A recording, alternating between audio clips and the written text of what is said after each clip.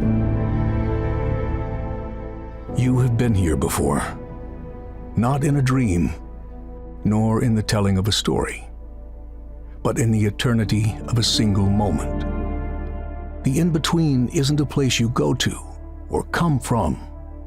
It's simply a place you are. It was with you in the first numbered breath, and it will remain in the counted last. Every step you've taken, every turn you've made, has led you here. Welcome to the in-between.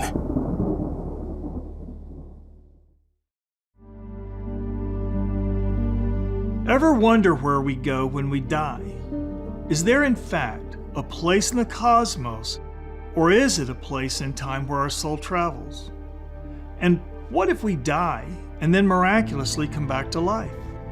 Are we the same person, or are we a different person altogether?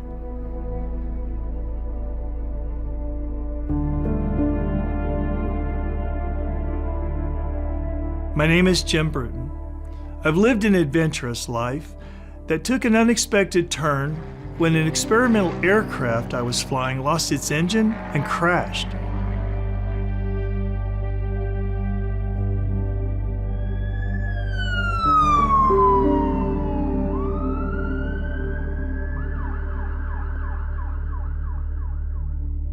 Because of this, I had what is commonly known as a near-death experience. For myself and the men and women you will meet, it involved a transformation. Remembering who we were after an entire life of chasing the world. And finally, putting things back into their proper place.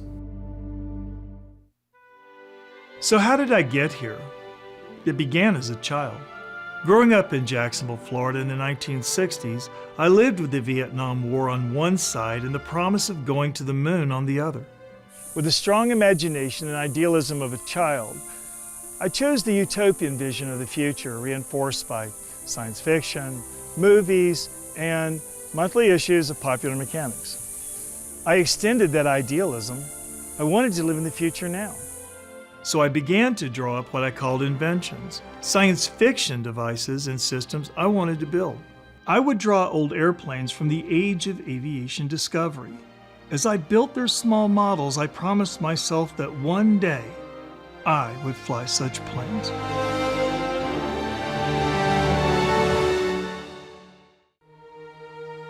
I was the first in the world to figure out how to send video through a satellite telephone, transmitting live video from extreme locations all over the world. After 9/11, I became a war correspondent for NBC News, producing stories from active war zones. Other than dreams of the future, travel and adventure, there was one other desire I had as a child, the desire to know God.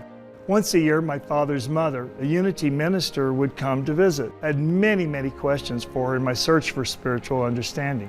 While reporting live from Baghdad, it occurred to me that I was doing all right as the world measured it. But I didn't have the stability of a family, nor did I have a home where I could pursue my interest in building and flying antique-style aircraft. Once I settled down, I built a World War I German fighter, then a smaller, more whimsical design from the French 1930s. It was on my second test flight that I lost my engine. I crashed into a forest, rupturing both lungs, breaking all my ribs, and my right leg, it looked like a pretzel.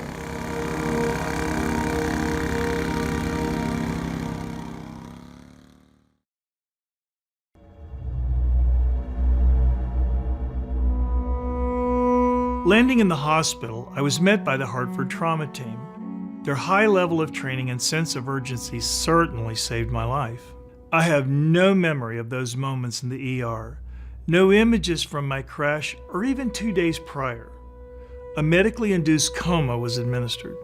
When they induced the coma, my near-death experience began. I entered the in-between.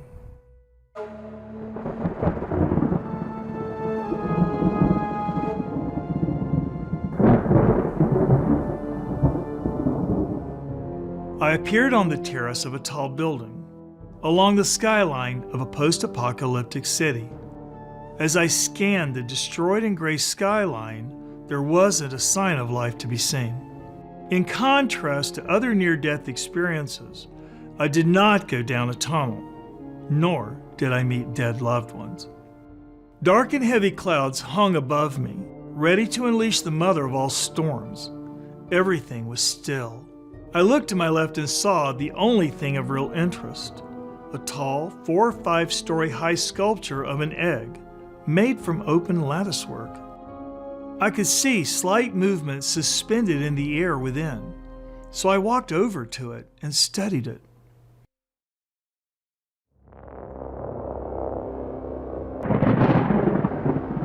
A disembodied voice responds, a deep, positive tone, all-knowing. This is the future, birthing into the now. I watched the otherworldly dance of the gears, like a multi-dimensional model of time. They came to rest, so I reached through a gap in the side of the egg. I wanted to touch them. This is the process of becoming. As I looked at the gears within my mind, I see something like a video feed of future events.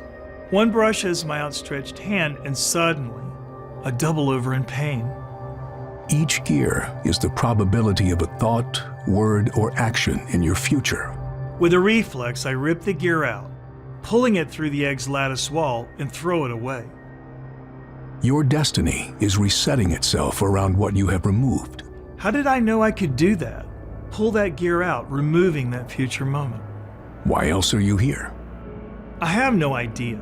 I don't even know what this place is. You are in the in-between. In between what? The impossible now, between the past and the future. This makes no sense whatsoever. Yet here you are, standing inside the eternity of a single moment. It's starting to look like if I don't have a bad future, then I have no future at all. You can't change the past, but you can make better choices in the future. If those with choices make poor use of them, then offering fewer possibilities could be called mercy.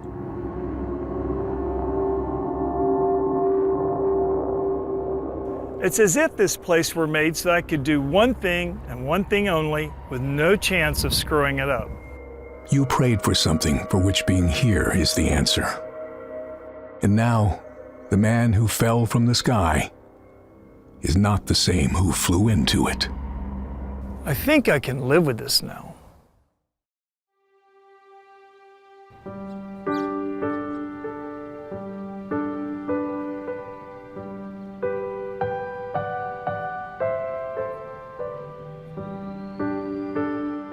I began to research and finally discovered near-death experiences. I learned of the challenges I could expect, and among them were relationships, beginning with my marriage.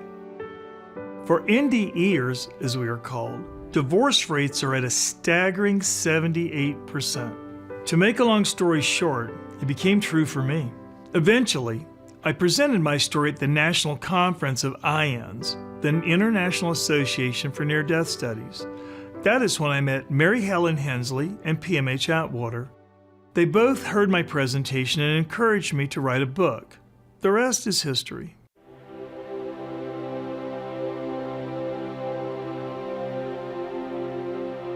In December of 1991, Mary Helen was involved in a car accident resulting in an NDE that changed her life forever.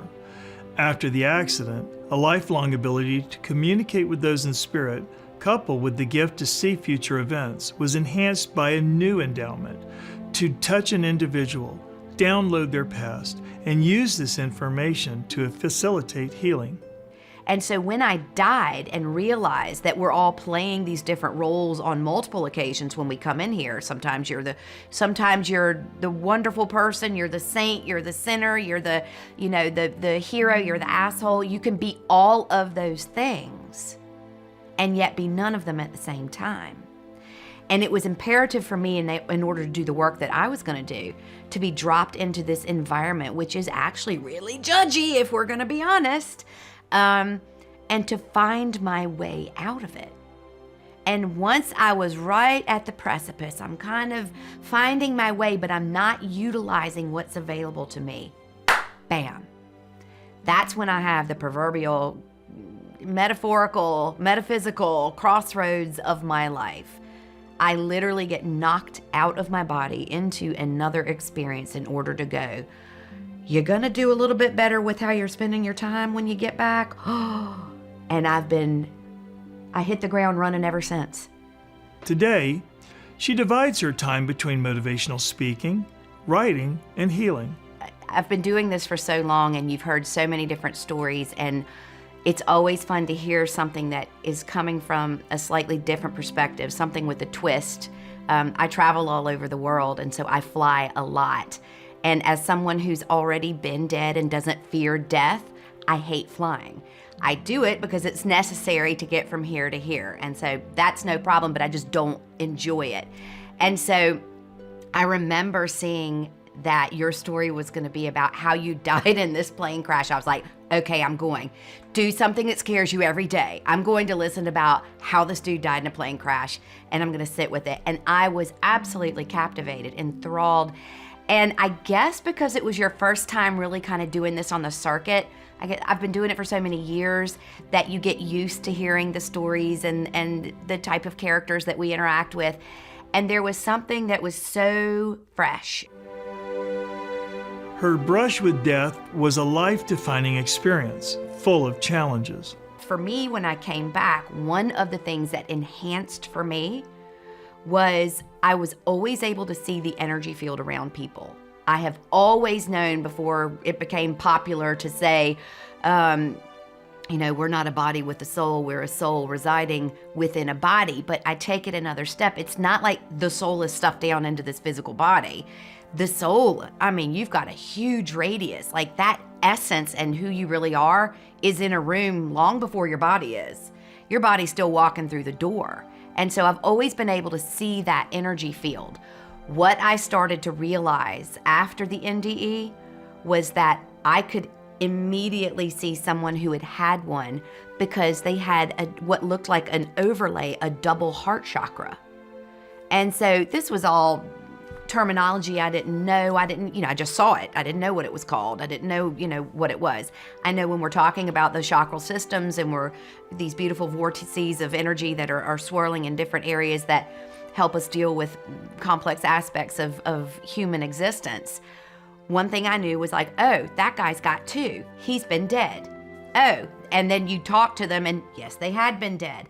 And then you're like, oh, that lady's got two. Oh, she died on the operating table. And so that kind of became a truth meter for me. These experiences have led to inconvenient spiritual truths. And I often tell a story about when my father was passing, and he was a minister for 60 years. And so he wasn't a holy roller, even though we live in the Bible Belt. He was a big football coach, so it was always kind of sports oriented, so people loved his sermons. It was always about what happened on the football field Friday night, and he was just really engaging and had this big booming voice, and people just enjoyed listening to him. But he had his ideas about what happened to us, about heaven and hell, and he, conformed to that kind of Christian ethos. And so we're at this point, he had Alzheimer's, and he's going through the death experience, and he's reaching up all of a sudden, and he's like, Mama's there. And he hadn't spoken in months. And I was like, hey, Dad.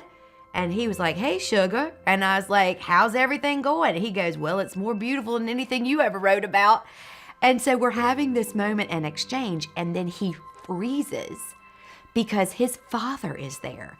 And by my dad's own judgment, his own coffee filter of standards of what cuts the mustard to get to heaven or hell, his dad hadn't made it.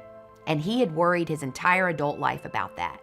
So next thing you're seeing the minister laying in the bed, reaching up to the heavens in awe of everything and that he is seeing. And he turns to Mom and he goes, Helen, I've had it wrong all along.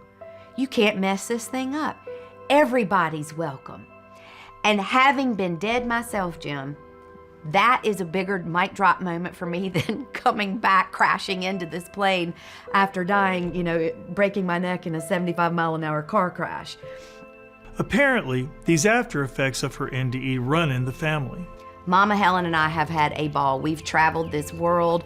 We're working on our second book right now. She's just an amazing, fabulous, funny. You've met her. She's adorable. She's just everything in a Southern belle with a little cheeky grin, and she's an awesome person. So as we go through this process, I'm realizing as I'm looking at her, the greatest gift that she ever gave me was that with blind faith, because she was my mother, and she was the one who was there when those beings appeared to my father and said, she's gonna be a little bit different. My mother has picked up the phone to call me to tell me somebody has died, and I've cut her off going, I know they were already here all of my life. Or she's called to tell me something that I already knew, or I've called to tell her something that happened and then it happens later on in her life. We've had this kind of relationship, dancing back and forth with this stuff. My guide is her father. So she has just accepted with absolute trust, belief, and faith everything that I've ever told her. And I realize 56 years into it, what a blessing that has been for me. It is a relationship that I will miss dearly.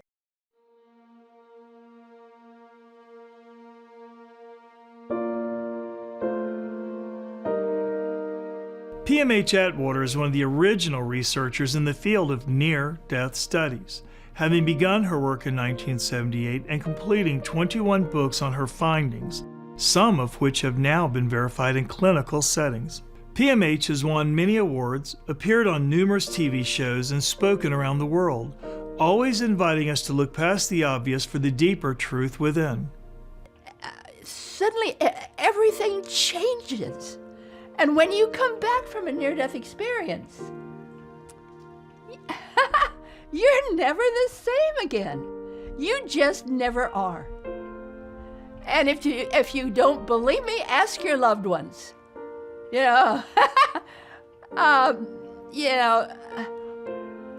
do they think of you? They think maybe you're odd, or you're a little different, or you just think different.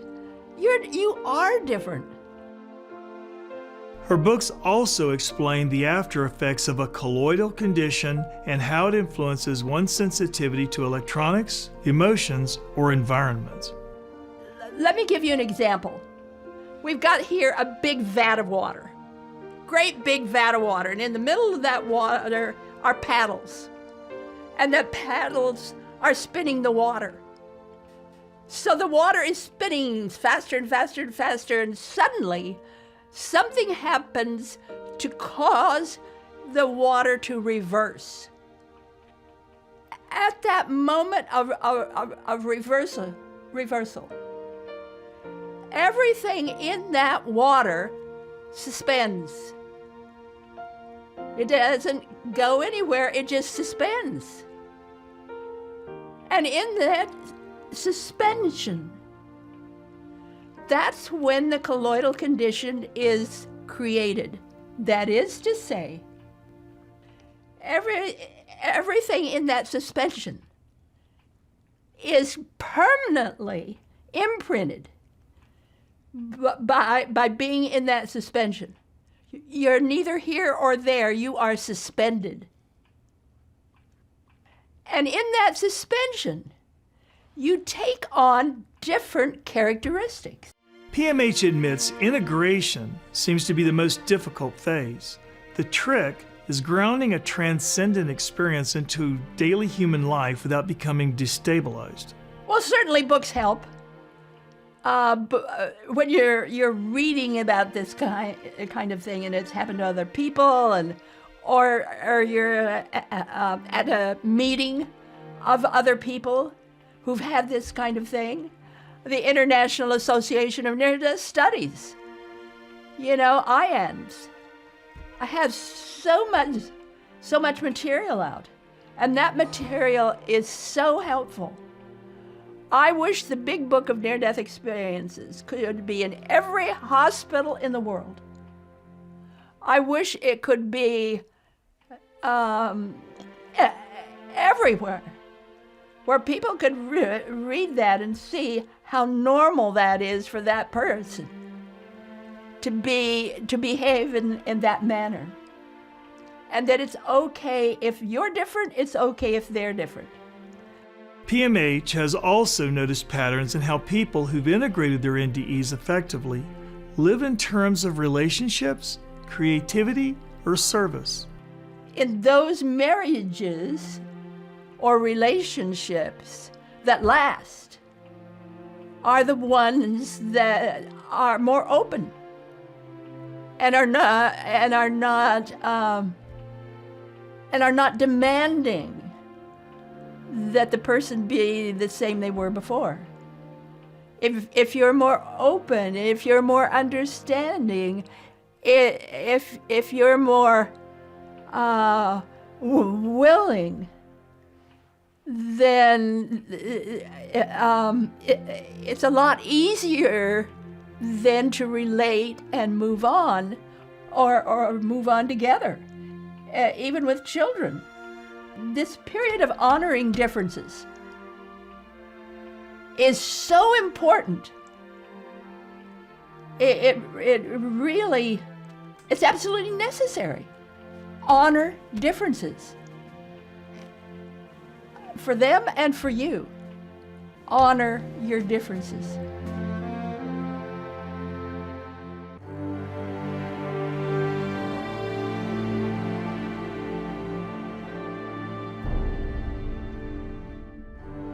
Rob Gentile is an extremely fortunate man, having survived not one but 2 near-death experiences.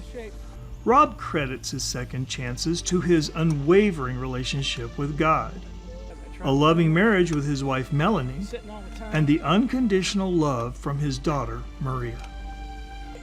What was your path like in reintegrating with life here in terms of yourself, your work, your family, of course with Maria, and just seeing life from a much bigger perspective? When I had that moment when I was taken up into what I call the ethereal, in that moment when I saw this beautiful web, this tapestry of lights, all interwoven, and it seemed to just extend out into infinity. And I was shown that each little spark of light that you talk about was a quark, and quarks are, as far as we know today, this may change because science is always evolving, right? Are the smallest building blocks of matter. And each one of those little quarks or sparks of light in that web, which we know from science class what a nucleus looks like, right? Little tentacles that go out and they connect, kind of like a synapse, right? It's a neuron. So each one of these little neurons or quarks of light represented a life.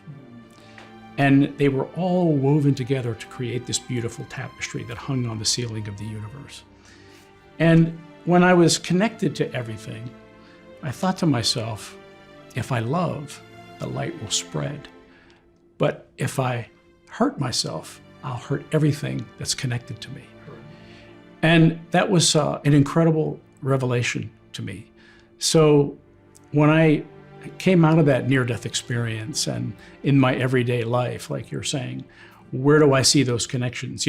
That helped me understand how we're all connected. Every one of us, we all come from the same place. We're all one, we're all connected.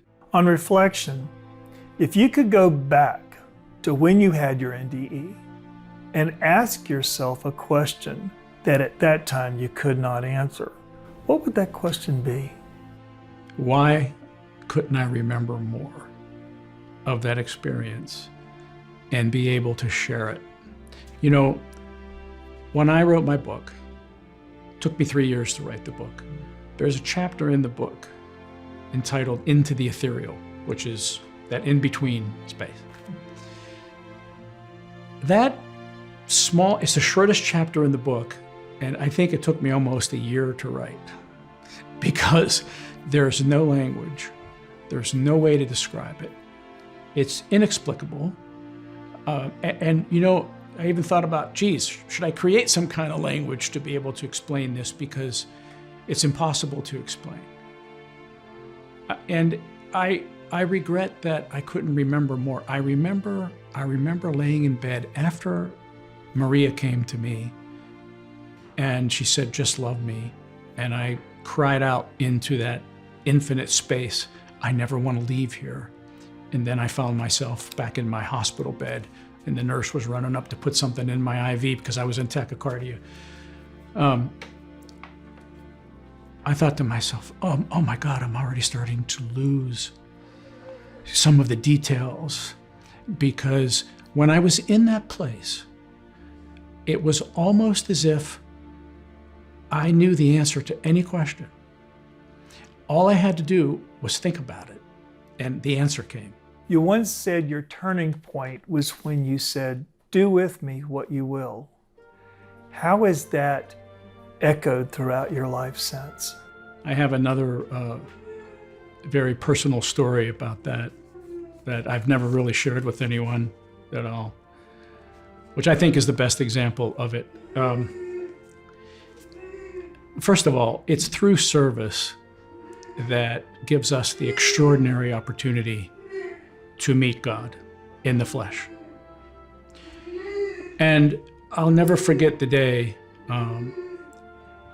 This happened, way before heart transplant. It was way into our journey with Maria, like 15 years into our journey with Maria. It was very, very difficult. All of her physical needs, things like that. And one of her big issues was digestion. She was constantly getting impacted and passing whole foods and failure to thrive. So one of the ways that we would relieve her from getting septic was to give her coffee enemas. And so I was charged with that detail. So I'll never forget, one day, it was like in February, I think, cold, rainy day, one of those days which it's very easy to get down and feel sorry for yourself. And boy, I'll tell you, I was filled with self-pity that day, and I'll never forget. I had Maria in the tub, and I got this coffee enema, on the spigot, and I'm giving this kid a coffee enema, and she's laying in the tub, and I've got a little bit of warm water in there, and I start the whole process, and I just fell apart, and I just broke down, and I just kept on saying, God, if you exist, where are you? For Christ's sake, help this child. How much more can we go through with this kid? Well, as clear as I'm talking to you, this voice comes, and it said, "Look at me, I'm right here." And I looked up, and I looked up at Maria, and she had this incredible smile on her face, this beautiful smile on her face, glowing, like, hey, you finally get it, And it was in that moment that I realized that God existed for the first time in my life. And before then, I knew that God existed, but wasn't sure. It was my insurance policy. Hey, I believe in God just in case something bad happens. But it was that day that convinced me.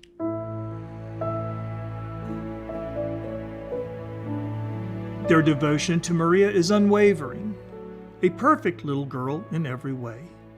During a doctor's visit, she was given several routine vaccinations. Shortly thereafter, the decline in her health worsened rapidly. It was challenging, but God took over. He just totally took over the situation, and I allowed it. Because I knew that I saw Rob die. I was there, I prayed, and I realized that if he brought him back from the dead, he was not going to take him during that year and a half. Rob had a purpose that he had not fulfilled, and God was going to make sure that he did. And that gave me a lot of strength. Maria has shown us it's not about ourselves, it's about service. And we've been able to watch each other grow and change and serve not just Maria, but a little better at serving each other as well. A lot better. But anyway, so it showed us things in each other we didn't know existed. And we're very dedicated to her and each other. So it's those shared experiences that have made us what we are. It was my experience through the near death, through her brother coming to me, through all those experiences, all the doctors that helped save my life, all the lessons we've learned from them, and then all of the things that Maria has taught us that's helped her in her career as a pharmacist, and all the things that she's learned. And it's been, all of these stories, our story, my story, her story, Maria, the caregivers, the things that they've shared, all these things are woven together, just kind of like that tapestry of lights that I saw, how it's all connected. This all comes full circle. I think what Maria would want the world to know about her is that she is perfect and whole in spirit, just like the rest of us. She's no different. Just because she can't express, in the brain, language and speech are two different things. So she has language, she just doesn't have speech. But that's the beauty of the silent voice. These are the greatest lessons, In the Gentile story, we see not just the paranormal, but the profoundly human experience.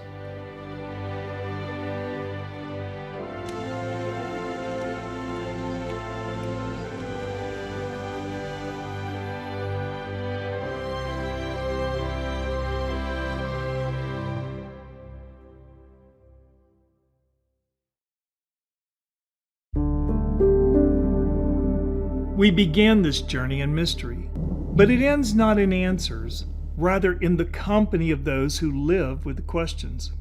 The in-between is not distant. It lives in the choices we make, the love we keep, and the courage we carry. This is not the conclusion of a tale. It is the beginning of a larger conversation, where the paranormal is not spectacle, but a mirror, showing us who we are and who we might yet become. Welcome, then, not to an ending, but to the opening of a path, the path of the in-between.